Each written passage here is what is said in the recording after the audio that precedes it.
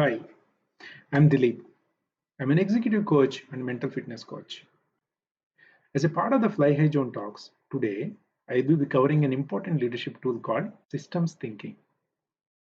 We'll explore how it can help you to become an effective in leadership role and how it can actually make you stronger.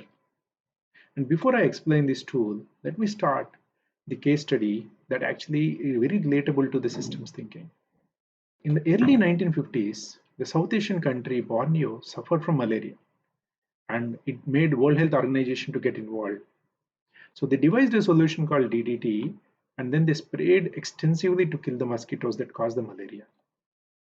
Ultimately, the mosquitoes died and there was less of a malaria, which was good. However, there were many side effects. And one of the first side effect was the roofs of the people began to fall on their heads. You may be wondering, how is this interrelated?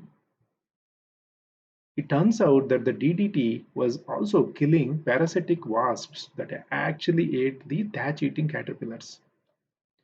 So there were more and more thatch eating caterpillars without the wasps to eat them.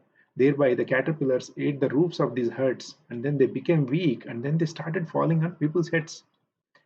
And worse than that, there was another side effect is the insects that died from the poison DDT were eaten by gecko lizards and which again are eaten by cats. So the cats starting to die because they accumulated high amounts of DDT that they had as a limit and then they started dying due to which the rodents flourished. So the people got threatened by outbreaks of new serious diseases such as plague and typhus. This led to something called Operation Cat Drop. So to cope up with the problem, World Health Organization and Royal Enforce has literally airdropped 14,000 cats into the country to handle this mice issue. If, if and only if the World Health Organization had an opportunity to understand the interdynamics between the various entities, this issue would never had happened and this issue would never had gone out of the proportion.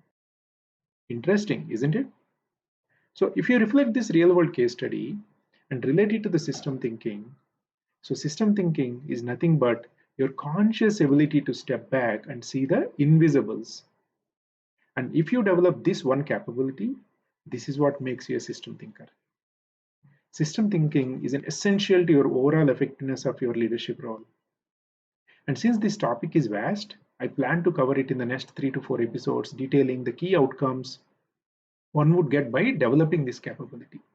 Stay tuned.